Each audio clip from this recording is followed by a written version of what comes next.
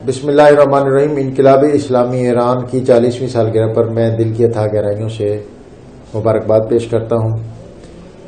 دنیا کے اندر نبی اکرم رسول محتشم صلی اللہ علیہ وسلم جو دین لے کے آئے وہ اپنے اندر ایک ہمہ جہت انقلاب کی کیفیت رکھتا ہے، اور اس کے اندر انسان دوستی، رواداری، ملی یکجہتی اور ملی استحکام وہ بدرجہ اتم موجود ہے۔